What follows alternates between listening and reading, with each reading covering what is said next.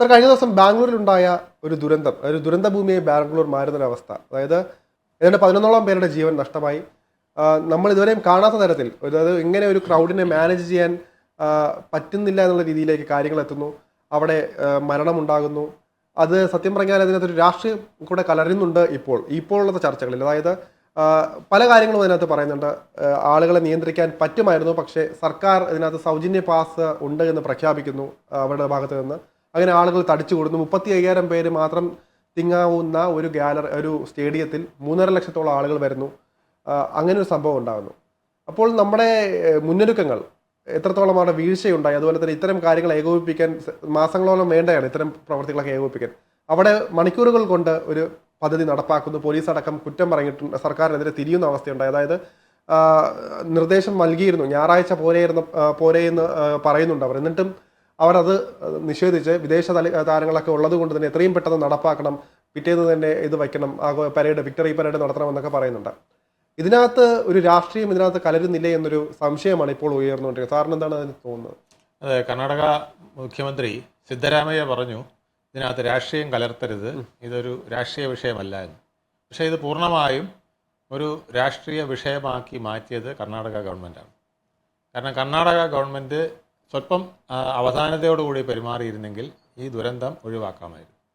അവർ Karnataka cricket അസോസിയേഷനുമായിട്ട് ചേർന്ന് അവരുടെ request പ്രകാരം വലിയൊരു ആൾക്കൂട്ടം ഉണ്ടായി. ആ ആൾക്കൂട്ടത്തിൽ മുഖ്യമന്ത്രിക്കും മറ്റ് നേതാക്കൾക്കും മന്ത്രിമാർക്കും ഒക്കെ ഷൈൻ ചെയ്യാനുള്ളൊരു അവസരം ഉണ്ടാക്കുക എന്നുള്ള രീതിയിലാണ് ഇത് പോയത്. അതുകൊണ്ടാണ് ഈ സർക്കാരിന് ഇത് ഒരു മേൽക്കൈ കിട്ടുന്ന, അല്ലെങ്കിൽ ആളുകൂടി ഗമയടിക്കാൻ പറ്റുന്ന ഒരു സംഗതിയാക്കി കർണാടക ഗവൺമെൻറ് മാറ്റാൻ ശ്രമിച്ചത് കൊണ്ടാണ് ഇത്ര വലിയ ദുരന്തം ഉണ്ടാകാൻ കാരണം. കാരണം ഇതിനകത്ത് ചിന്നസ്വാമി സ്റ്റേഡിയത്തിൽ 35,000 പേരെ കൊള്ളുള്ളൂ. പക്ഷേ അതിൻ്റെ 10 ഇരട്ടി, 3 ലക്ഷം അല്ല 4 ലക്ഷം പേരോളം അവിടെ കൂടിയെന്നാണ് പറയുന്നത്. അപ്പോൾ അത്രയും ആൾക്കാർ വരുമ്പോൾ എന്താണ് സംഭവിക്കുക എന്നുള്ളത് നമുക്ക് ഊഹിക്കാമല്ലോ. 35,000 പേർക്ക് ഇരിക്കാവുന്ന സ്ഥലത്ത് അതിൻ്റെ 10 ഇരട്ടി കൂടുതൽ ആളുകൾ വരിക എന്ന് പറഞ്ഞാൽ തീർച്ചയായിട്ടും അവിടെ ഒരു സ്റ്റാമ്പേഡ് തന്നെ നടക്കും. ഒരു ഒന്നാന്തരം ഞെക്കി പിഴിയലാണ് നടക്കുക. ആ മരിച്ചവരുടെ ദുരന്തം നമുക്ക് പറഞ്ഞറിയിക്കാവുന്നതല്ല. നമ്മുടെ ഇതെങ്ങനെയാണ് ഈ മരണം സംഭവിക്കുന്നത് അറിയാമോ? ശ്വാസകോശത്തെ ഇങ്ങനെ പൂർണ്ണമായും ഞെക്കുകയാണ് ചെയ്യുന്നത്. അതായത് ഇങ്ങനെ ഒന്ന് ബ്രീത്ത് എടുക്കാൻ പോലുമുള്ള സ്പേസ് ഇല്ലാതെ വരുന്നു. ക്രൂരമായ മരണമാണ്. നമ്മളൊരാളെ മൂക്കും വായും പൊത്തി കൊല്ലുന്നതിനേക്കാൾ ഭയങ്കരമാണ് അല്ല ശ്വാസകോശത്തെ ഇറുക്കിയിട്ട് ശ്വസിക്കാൻ ഒട്ടും പോലും ഇടം കിട്ടാതെ വന്ന് മരിക്കുന്നത്. അങ്ങനത്തെ മരണമാണ് 11 നടന്നിരിക്കുന്നത്. അവിടെ രക്ഷപ്പെട്ടവരോട് ചോദിച്ചാൽ അറിയാം അവരനുഭവിച്ച എത്ര ഭീകരമായ ഒരു അന്തരീക്ഷമായിരുന്നു അവരനുഭവിച്ചത്. ഇപ്പോഴും ഒരു 5-6 പേര് ഇപ്പോൾ ഗുരുതരാവസ്ഥയിലാണ്. 30ഓളം പേര് ഇപ്പോഴും. ഇത് വാരിയലൊക്കെ ചില പൊട്ടിപ്പോവും. ഈ സ്റ്റാമ്പേഡിനകത്ത് വാരിയൽ വരെ തകർന്നു പോകും. എന്നിട്ട് അത് ശ്വാസകോശത്തിൽ കുത്തിക്കയറാൻ ചാൻസ് ഉണ്ട്. ഇങ്ങനെ ഒരുപാട് പ്രശ്നങ്ങളുണ്ടാവാം. പിന്നെ ആൾ തറയെ വീഴുന്നവരെ പിന്നെ ചവിട്ടിക്കൊണ്ടായിരിക്കും പോവുക.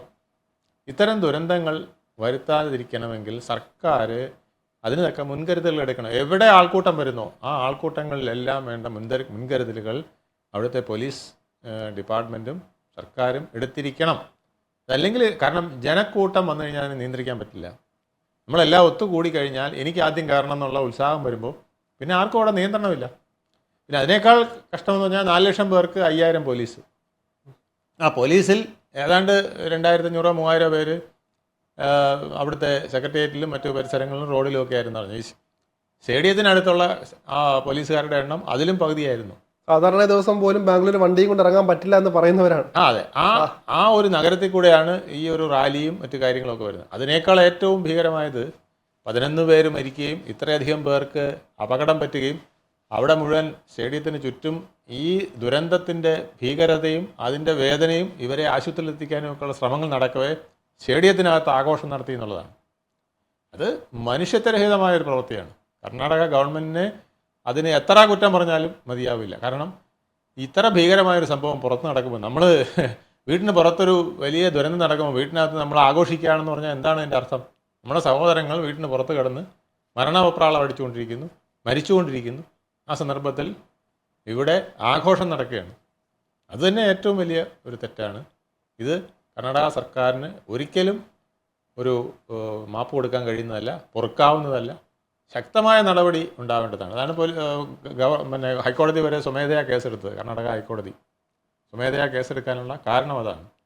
പക്ഷെ ഇതിൽ കുറ്റക്കാർക്കെതിരെ മാതൃകാപരമായ ശിക്ഷ കൊടുത്തില്ലെങ്കിൽ ഇത് ഇനിയും ആവർത്തിക്കും. മാത്രമല്ല സാർ, ഇതിനകത്തൊരു വേറൊരു പേടിക്കേണ്ട ഒരു കാര്യം, ഇതൊരു ട്രെൻഡായി മാറുകയാണ്. അതായത് സ്വാധീനമുള്ള ആളെ അല്ലെങ്കിൽ സ്വാധീനമുള്ളവർ, ജനങ്ങൾക്ക് അത്രയും ഫാൻ ബേസ് ഉള്ളവരെ കൊണ്ടുവന്ന് അവരിലൂടെ രാഷ്ട്രീയം നടപ്പാക്കുക എന്നുള്ളൊരു രീതി, അത് ആരെങ്കിലും ഡിസ്കസ് ചെയ്തിട്ടുണ്ടെന്ന് അറിയില്ല, നമുക്ക് തോന്നിയിട്ടുള്ള നമ്മളെ ഫൈൻഡിങ്സ് ആണ്. അതായത് ഇപ്പോൾ നോക്കുക, ഇപ്പോൾ വേടനെ കൊണ്ടുവന്ന് നമ്മുടെ സർക്കാർ വേടനെ കൊണ്ടുവന്നിട്ട് സർക്കാരിൻ്റെ നല്ല വശങ്ങളെ പറയിപ്പിക്കുക. ഇനി മെസ്സിയെ കൊണ്ടുവരുന്നു എന്ന് പറയുന്നുണ്ട്. മെസ്സിയെ കൊണ്ടുവന്ന് ഇവിടുത്തെ കേരള സർക്കാരിനെ കുറിച്ച് 2 വാക്ക് പറഞ്ഞാൽ അതിലൂടെ സ്വാധീനിക്കും. മാത്രമല്ല, ഇതിന് കോടിക്കണക്കിന് ആരാധകരാണുള്ളത്. അതിന് എത്രയും ആളുകളെ ഇപ്പോൾ ഇതുവഴി നമുക്ക് സ്വാധീനിക്കാൻ കഴിയുമെന്ന് വിശ്വസിക്കുന്നുണ്ട്. ആ ഒരു രീതി തന്നെ ആയിരിക്കുമോ ഇപ്പോൾ ഇതിന് ബാംഗ്ലൂരും സ്വീകരിച്ചത്? കാരണം DK ശിവകുമാർ അടക്കമുള്ളവരാണ് കൊടിയുമേന്തി, ബാംഗ്ലൂരിന്റെ കൊടിയേന്തി കോഹ്ലിക്ക് കൊടുക്കുന്നു, സിദ്ധരാമയ്യ ഇത് വയ്ക്കുന്നു. അങ്ങനെ രാഷ്ട്രീയം എല്ലാം കൊണ്ട് കളരുന്നത് കേരളത്തിന് ഒരു പാഠമാകേണ്ട ഒരു കാര്യമല്ലേ ഇത് ഇന്ത്യയിൽ മുഴുവൻ പാഠമാകേണ്ടതെന്ന് എനിക്ക് തോന്നുന്നത്. കാരണം രാഷ്ട്രീയക്കാർക്ക് ഇന്ന് ജനപ്രിയത തീരെ ഇല്ലാതായിരിക്കുന്നു. പണ്ട് പുത്തരിക്കണ്ടം മൈതാനിയിൽ അല്ലെങ്കിൽ മാനാഞ്ചിറ മൈതാനിയിൽ EMS പ്രസംഗിക്കുന്നുവെന്ന് ചോക്കിട്ടൊരു ബോർഡ് എവിടെയെങ്കിലും ഒരു ജംഗ്ഷനിൽ എഴുതി വയ്ക്കും. വൈകുന്നേരം ആകുമ്പം പുത്തരിക്കണ്ടം മൈതാനി അല്ലെങ്കിൽ മാനാഞ്ചിറ മൈതാനിയിൽ ജനമഹാസമുദ്രമാണ് EMSന് പ്രസംഗം കേൾക്കാൻ. ഇന്ദിരാഗാന്ധി സെൻട്രൽ സ്റ്റേഡിയത്തിൽ വരുന്നു അല്ലെങ്കിൽ എറണാകുളത്ത് നെഹ്റു സ്റ്റേഡിയത്തിൽ വരുന്നു എന്നൊരു വാർത്ത കേട്ടാൽ പിന്നെ അവിടെ വേറെ വണ്ടിയും വാഹനമൊന്നും വേണ്ട, അവർ തനിയെ ആളിൽ അവിടെ ഇടിച്ചു കയറുന്ന സാഹചര്യമാണുള്ളത്. ഇത് കെ കരുണാകരൻ്റെ കാര്യമായാലും മറ്റ് നേതാക്കളുടെ കാര്യമായാലും ഒക്കെ ഇതുപോലെയായിരുന്നു. അവർ ചെല്ലുന്നിടത്ത് ആൾക്കൂട്ടം ഉണ്ടായിരുന്നു, നായനാർ ചെല്ലുന്നിടത്ത് ആൾക്കൂട്ടം ഉണ്ടായിരുന്നു. പക്ഷേ ഇന്നത്തെ നേതാക്കൾക്ക് ആ ഒരു ജനങ്ങളുമായുള്ള ബന്ധം നഷ്ടപ്പെട്ടത് കൊണ്ടായിരിക്കാം ജനങ്ങൾക്ക് ഇപ്പോൾ അവരെ അത്ര സ്വീകാര്യമായിട്ട് തോന്നുന്നില്ല. അവരെ വിളിച്ചാൽ ജനം പോകാത്ത അവസ്ഥയായി, അല്ലെങ്കിൽ അവരെ കാണാൻ ജനം പോകാത്ത അവസ്ഥയായി. അപ്പോൾ ജനങ്ങളിൽ നിന്ന് ജനനേതാക്കൾ അകലുന്നു എന്നുള്ളതാണ് അതിൻ്റെ ഒരു കാരണം. അപ്പോൾ അതിന് പക്ഷേ ജനങ്ങളില്ലാതെ പിന്നെ കമ്മ്യൂണിസ്റ്റുകാർ പറയും ഈ മത്സ്യം എങ്ങനെയാണോ ജലത്തിൽ കിടക്കുന്നത് അതുപോലെ ആയിരിക്കണം കമ്മ്യൂണിസ്റ്റുകാരൻ ജനങ്ങളുടെ ഇടയിൽ കിടക്കേണ്ടതെന്ന്. അതായത് മത്സ്യത്തിനെ വെള്ളത്തിൽ നിന്ന് എടുത്താൽ തീർന്നു. അതുപോലെയാണ് ഒരു കമ്മ്യൂണിസ്റ്റുകാരൻ എപ്പോഴും ജനങ്ങളോടൊപ്പം നിന്നാലേ അയാൾക്ക് ആയുസുള്ളൂ എന്നുള്ളതാണ്, ഇല്ലെങ്കിൽ അയാൾ മരിച്ചുപോയി എന്നുള്ളതാണ്. അപ്പോൾ ആ വിധത്തിൽ ജനങ്ങളുമായി നിൽക്കാൻ വീണ്ടും അവർക്ക് ആവശ്യം വരികയാണ്. അപ്പം ജനത്തിനെ കൃത്രിമമായിട്ട് കൊണ്ടുവരിക, ഒന്നുകിൽ ആശാ വർക്കർമാർക്ക് ശമ്പളം തരില്ലെന്ന് പറയുക, അല്ലെങ്കിൽ തൊഴിലുറപ്പ് പദ്ധതിയിൽ അടുത്ത തവണ നിന്നെ വിളിക്കില്ലെന്ന് പറയുക. നമ്മളിവിടെ സ്ഥിരം കണ്ടുകൊണ്ടിരിക്കുന്നില്ലേ. അല്ലെങ്കിൽ കുടുംബശ്രീക്കാർക്ക് മറ്റെന്തെങ്കിലും കൊടുക്കുന്ന ആനുകൂല്യം വെട്ടിക്കുറയ്ക്കുമെന്ന് പറയുക, എന്നിട്ട് അവരെ ഈ വേദിയിലെത്തിക്കുക. ഇതുപോലെ ഇതിനേക്കാൾ എളുപ്പമായിട്ട് ചെയ്യാൻ കഴിയുന്ന ഒന്നാണ് ഇപ്പം ഇതുപോലത്തെ VIP-കളെ വിളിച്ച് അല്ലെങ്കിൽ സെലിബ്രിറ്റികളെ വിളിച്ചിട്ട് സ്റ്റേജിലിരുത്തിയിട്ട് അവരെ മിക്കവേ ഈ രാഷ്ട്രീയ നേതാക്കൾക്ക് ഷൈൻ ചെയ്യാനുള്ള അവസരം ഉണ്ടാകുക എന്നുള്ളത്. ഇപ്പോൾ വേടൻ്റെ വിഷയം തന്നെ നമുക്ക് അറിയിക്കാമല്ലോ.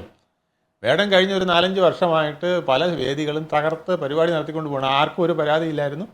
അയാൾ പാടുന്നത് ജാതിയുടെ പാട്ടാണോ, ജാതി ഇല്ലാത്ത പാട്ടാണോ, അല്ലെങ്കിൽ മോദിയുടെ പാട്ടാണോ, മോദിയെ വെറുപ്പിക്കുന്ന പാട്ടാണോ, ഇതൊന്നും ആരും ശ്രദ്ധിച്ചില്ല. അതെല്ലാം ഒരു സാംസ്കാരിക പരിപാടിയായിട്ട് ഇങ്ങനെ പോയിക്കൊണ്ടിരിക്കുകയായിരുന്നു. പക്ഷേ അത് മാർക്സിസ്റ്റ് പാർട്ടിയുടെ വേദിയിൽ അല്ലെങ്കിൽ സർക്കാരിൻ്റെ വാർഷിക പരിപാടിയുടെ വേദിയിൽ വന്നപ്പോൾ ആളുകൾ ശ്രദ്ധിക്കാൻ തുടങ്ങി. അയാൾ പറയുന്ന വാക്കെന്താണ്, അയാളെ കൊണ്ട് പറയിപ്പിക്കുന്നതാണോ, പറഞ്ഞത് ശരിയാണോ, അതിൽ ജാതിയുണ്ടോ, മതമുണ്ടോ, അല്ലെങ്കിൽ അതിനകത്ത് മോദിയെക്കുറിച്ച് പറഞ്ഞിട്ടുണ്ടോ. മോദിയെക്കുറിച്ച് 4-5 വർഷം മുമ്പ് അയാൾ പാടിയ പാട്ടാണ്. പക്ഷേ അതിപ്പോൾ വിവാദമായത് എന്തുകൊണ്ടാണ്? ആ 4-5 വർഷം അതൊരു സാംസ്കാരിക പരിപാടിയായിട്ട് പോയി. ഇപ്പോൾ അത് രാഷ്ട്രീയ പരിപാടിയായി വന്നപ്പോൾ ഭൂതക്കണ്ണേടി വെച്ച് ആൾ നോക്കാൻ തുടങ്ങി. അവിടെ വന്ന ആളുകൾ മുഴുവൻ ആ വിഷയങ്ങൾ കേൾക്കുന്നു എന്നുള്ളത് ഇതര പാർട്ടിക്കാർക്ക് അറിഞ്ഞപ്പോൾ അതിനെക്കുറിച്ച് പ്രതികരിക്കേണ്ടി വന്നു. ഇത്തരത്തിൽ ഒരുപാട് പ്രശ്നങ്ങൾ നമ്മുടെ രാഷ്ട്രീയക്കാർ ആളെ കൂട്ടാൻ വേണ്ടി സൃഷ്ടിക്കുമ്പോൾ ഉണ്ടാകുന്നുണ്ട്. അത് ആവർത്തിക്കാതിരിക്കാൻ അവർ ശ്രദ്ധിക്കേണ്ടതാണ്. അതുപോലെ തന്നെ ഈ TV പരിപാടികൾ, TV ഷോകളൊക്കെ നടത്തുന്ന ഔട്ട്സൈഡ് നടത്തുമല്ലോ സ്റ്റേഡിയങ്ങളിലൊക്കെ. ഇതൊക്കെ വളരെ ഇപ്പോൾ ഫിലിപ്പൈൻസിൽ 2006 എങ്ങാണ്ടൊരു ഷോ നടത്തി. വലിയൊരു ദുരന്തമാണ് സംഭവിച്ചത്. ഇതുപോലെ ഒരു സ്റ്റേഡിയത്തിനകത്ത് നടത്തി. ആ സ്റ്റേഡിയത്തിൻ്റെ 3 ഇരട്ടിയിലധികം ആളുകൾ അവിടെ വന്നു. 76 മരണമാണ്. ഇത് 11 സംഭവിച്ചുള്ളൂ, മറ്റേത് 76 മരണമാണ് സംഭവിച്ചത്. 76 മരണം എന്ന് പറഞ്ഞാൽ ബാക്കിയുള്ള മറ്റ് ബുദ്ധിമുട്ടുകൾ വരുന്ന പരിക്കേറ്റവർ എത്രയാണെന്നുള്ളത് അതിൻ്റെ കണക്ക് പൂർണ്ണമായും കിട്ടിയിട്ടില്ല. അത്രയധികം ആളുകൾക്ക് പരിക്കേൽക്കുന്ന സംഭവങ്ങളുണ്ടായി. ആൾ കൂടുന്ന സ്ഥലത്ത് ഇത്തരം പരിപാടികൾ വയ്ക്കുമ്പോൾ അതിന് കൃത്യമായ ഒരു സെക്യൂരിറ്റി സംവിധാനം വേണം, എൻട്രി സംവിധാനം വേണം, എക്സിറ്റ് സംവിധാനം വേണം, എമർജൻസി വന്നാൽ അവിടുന്ന് കൊണ്ടുപോകാനുള്ള സംവിധാനം വേണം. ഇതൊക്കെ പോലീസ് ഡിപ്പാർട്ട്മെൻറ്റ് പൂർണ്ണമായും പക്ഷേ ബാംഗ്ലൂർ പോലീസ് ഇതിന് മുന്നറിയിപ്പ് കൊടുത്തെന്ന് പറഞ്ഞു. ഇത്രയും കൂടുതൽ പേര് വരുന്നതാണ്, ഇതിപ്പോൾ നടത്തരുതെന്ന്. അപ്പോൾ പോലീസിനെ നമുക്ക് പൂർണ്ണമായിട്ടും കുറ്റം പറയാൻ പറ്റില്ല. പോലീസ് അത് മുൻകൂട്ടി കണ്ട് അറിയിച്ചതാണ്. എന്നിട്ടും രാഷ്ട്രീയ നേതാക്കളും ഈ ക്രിക്കറ്റ് അസോസിയേഷനും അവരുടെ വ്യക്തിപരമായ ആളാവലിന് വേണ്ടിയിട്ട് ഈ സന്ദർഭം ഉപയോഗിച്ചതുകൊണ്ടാണ് ഇത്ര വലിയൊരു ദുരന്തം ഉണ്ടായത്. ആ ദുരന്തം സഹിക്കാവുന്നൊരു ദുരന്തമല്ല. ഇത് നമ്മൾ നേരത്തെ പറഞ്ഞ പോലെ തന്നെ ഇത് നമ്മുടെ സർക്കാരുകളും പഠിക്കേണ്ട ഒരു കാര്യമാണെന്ന്. കാരണം ഇനി മെസ്സി വരുമോ ഇല്ലേന്നൊന്നും അറിയില്ല. എന്നാലും നമ്മൾ അന്ന് തന്നെ ചർച്ചകളിൽ പറഞ്ഞൊരു കാര്യമായിരുന്നു, മെസ്സി വരികയാണെങ്കിൽ കേരളത്തിലെ സുരക്ഷാ സന്നാഹം അത്രത്തോളം അവരെ നിയന്ത്രിക്കാൻ ശേഷിയുണ്ടോ എന്നൊക്കെ ചോദിച്ച കാര്യമാണ്. മാത്രമല്ല കേരളം മൊത്തം ഇറങ്ങും. കേരളം മാത്രമല്ല, അന്യ സംസ്ഥാനങ്ങളിൽ നിന്നും അന്യ ജില്ലകളിൽ എല്ലാം നിന്നും തന്നെ ആള് വരും. അന്യ രാജ്യങ്ങളിൽ നിന്ന് വരെ വരുമായിരിക്കും. അപ്പോൾ അത്രയും അടുത്തായുണ്ട്. അപ്പം ഇവരുടെ മത്സരം വളരെ ചുരുക്കമാണ് കിട്ടാറുള്ളത്. അത് അവിടെ കേരളം വേദിയാവുകയാണെങ്കിൽ ഇതിനെ നിയന്ത്രിക്കാൻ നമ്മുടെ ഈ ഒരു ചെറിയ സിസ്റ്റം കൊണ്ട് സാധിക്കുമോ എന്നൊരു പേടി കൂടിയാണ്. അന്ന് നമ്മൾ ചോദിച്ച പ്രസക്തിയില്ല, പക്ഷെ ഇന്ന് അതിനൊരു പ്രസക്തി ഉണ്ട് ആ ചോദ്യത്തിന്. ഇത് എല്ലാവർക്കും കൂട്ടുള്ള മുന്നറിയിപ്പാണ്. ഇത് മാത്രമല്ല, എല്ലാ പരിപാടിയും ഇപ്പോൾ മെസ്സി വരുമ്പോൾ തീർച്ചയായിട്ടും മെസ്സിയെ കാണാൻ ആൾ കൂടുമെന്ന് മാത്രമല്ല, ആൾക്കാർ ഇച്ചിരി വയലൻ്റ് ആയിരിക്കും. ഇത് അയാളെ കാണാനും ഒപ്പിടാനും തൊടാനും അല്ലെങ്കിൽ ഹായ് പറയാനും ഒക്കെ ആയിട്ട് ആവേശത്തിലായിരിക്കും ആളുകൾ നിൽക്കുന്നത്. കളിക്കുന്നത് പോലെയല്ല, കളിക്കുന്നതിനേക്കാൾ ഒരു ആവേശത്തിലായിരിക്കും ആൾക്കാർ വരുന്നത്. ഇതൊരു സ്റ്റാർ അട്രാക്ഷൻ വരുന്നതുകൊണ്ട് ആ ഒരു പ്രത്യേകതയിലായിരിക്കും വരുന്നത്. അപ്പോൾ അവിടെ ഏത് സ്ഥലമാണ് അറേഞ്ച് ചെയ്യുന്നത്, അവിടെ എത്ര പേർക്ക് ഉൾക്കൊള്ളാം, അതിൽ കൂടുതൽ ആളുകൾ വരുന്നുണ്ടോ, അവർക്ക് ഞാൻ പറഞ്ഞില്ലേ നേരത്തെ എക്സിറ്റ് എൻട്രി പോയിന്റുകൾ ഏതൊക്കെ, അതൊരു ക്യൂ സിസ്റ്റമോ എന്തെങ്കിലും ഉണ്ടാക്കി അതിന് പോകാനുള്ള ഇത് വെച്ചില്ലെങ്കിൽ ഇതേപോലത്തെ ദുരന്തങ്ങൾ ഇനിയും ഉണ്ടാകാം. നമ്മുടെ ഉത്സവങ്ങളെല്ലാം അങ്ങനെയാണല്ലോ. ഇപ്പോൾ മെക്കയിൽ 2 പ്രാവശ്യം സംഭവിച്ചു. 1990 സ്റ്റാമ്പേഡുണ്ട്, 1400 ചില്ലാനും പേര് മരിച്ചു. 2015 തോന്നുന്നു, 2015 മിന ഒരു ടണലിൽ കൂടെ പോയി, അത് ഒരു വലിയ ദുരന്തമുണ്ടായി. അതും 2500 പേരായിരുന്നു മരണം. അതുപോലെ തന്നെ നമ്മുടെ കുംഭമേള നടന്നു. കുംഭമേളയിൽ 30 പേര് മരിച്ചു എന്നുള്ളതാണ് റിപ്പോർട്ട് ഔദ്യോഗികമായിട്ട്. അത് കൂടുതൽ മരിച്ചുവെന്ന് പറയുന്നവരുമുണ്ട്. ഇത്തരം കാര്യങ്ങൾ അത് പക്ഷേ കോടിക്കണക്കിന് ജനങ്ങൾ പങ്കെടുത്ത ഒരു ഫംഗ്ഷനാണ്. 60 കോടിയൊക്കെയാണെന്ന് പങ്കെടുത്തെന്നല്ല പറയുന്നത്. അപ്പോൾ പക്ഷേ അവിടെ ഒരുപാട് സുരക്ഷയും കാര്യങ്ങളൊക്കെ അറേഞ്ച് ചെയ്ത് എന്നിട്ട് പോലും ഇത്തരം കാര്യങ്ങൾ സംഭവിച്ചു എന്നുള്ളതാണ്. അപ്പോൾ വളരെ ശ്രദ്ധയോടുകൂടി നമ്മൾ ആൾക്കൂട്ടത്തെ നിയന്ത്രിക്കാൻ അതിന് പ്രത്യേക ഒരു മാനേജ്മെൻറ്റ് തന്നെയുണ്ട്. പോലീസ് ഡിപ്പാർട്ട്മെൻറ്റിന് ഈ മാസ് മാനേജ്മെൻറ്റ്, ഇങ്ങനത്തെ ക്രൗഡ് മാനേജ്മെൻറ്റിന് ഒരു പ്രത്യേക ട്രെയിനിങ് തന്നെ കൊടുക്കേണ്ടതുണ്ട്. നമ്മുടെ ആൾക്കാർക്ക് അത്രയും ട്രെയിനിങ് കിട്ടിയിട്ടില്ല എന്നുള്ളതാണ് ഞാൻ മനസ്സിലാക്കിയത്. ഇതിനായിട്ട് പ്രത്യേക ട്രെയിനിങ്ങുകൾ വിദേശ രാഷ്ട്രങ്ങളിലൊക്കെ ഉണ്ട്. എങ്ങനെ ഒരു ക്രൗഡിനെ ഹാൻഡിൽ ചെയ്യണം, ക്രൗഡ് വയലൻ്റ് ആയാൽ എങ്ങനെ ഹാൻഡിൽ ചെയ്യണം, ഇനി ക്രൗഡിനിടയിൽ ഒരു അപകടമുണ്ടായാൽ അവിടെ ബാക്കി അപകടം ഒഴിവാക്കുന്നതിന് എങ്ങനെ അവരെ ഡിസ്പേഴ്സ് ചെയ്തു. ഇപ്പോൾ ഇതിൻ്റെ അപകടം വളരെ തോത് കുറയ്ക്കാമായിരുന്നു. ആ സമയത്ത് പോലീസ് ശക്തമായി ഇടപെട്ടുകൊണ്ട് ആ ഉണ്ടായ സ്ഥലത്തു നിന്ന് ബാക്കി ആൾക്കാർ വരാതെ അതിനെ പുഷ് ചെയ്ത് മാറ്റാനുള്ള സംവിധാനം ഉണ്ടായിരുന്നെങ്കിൽ പറ്റിയാണ്. പക്ഷെ അതൊന്നും ചെയ്യാനുള്ള മാൻ പവറൊന്നും ഇല്ലാതായിപ്പോയി. ഏതാണ്ട് 1000 പേർക്ക് ഒരു പോലീസ് എന്നുള്ള രീതിയിൽ വന്നു കഴിഞ്ഞാൽ പിന്നെ എന്ത് ചെയ്യാനാണ്? പോലീസുകാർക്കൊന്നും ചെയ്യാൻ പറ്റില്ലല്ലോ. ഒരു പോലീസുകാരന് 10 പേരെ ഒന്നിച്ച് തള്ളിയാൽ എന്ത് ചെയ്യും? ഇത് 1000 പേരാണ്. 1000 പേർക്ക് ഒരു പോലീസ് എന്ന് പറഞ്ഞാൽ അതും ആ മുഴുവൻ പേരും ഇവിടെ എത്തിയിട്ടില്ല എന്നുള്ളതാണ് അറിയുന്നത്. അവർ വിധാനസഭയിലും മറ്റ് രാഷ്ട്രീയ പരിപാടികളും ഉണ്ടായിരുന്നു, പല പരിപാടികളിലും പല സ്ഥലത്തായിരുന്നു. അപ്പോൾ 5000 പേരും ആ സ്റ്റേഡിയത്തിൽ ഇല്ലായിരുന്നു. അപ്പോൾ 1000-നൊന്നും അല്ല, ഇവിടെ 5000-നൊന്നും ആയിരിക്കും ചിലപ്പോൾ വന്നിരിക്കുന്നത് പോലീസുകാർ. അപ്പോൾ അങ്ങനെ പോലീസുകാരുടെ കുറവ് ഇതൊരു പ്രധാന പ്രശ്നമാണ്.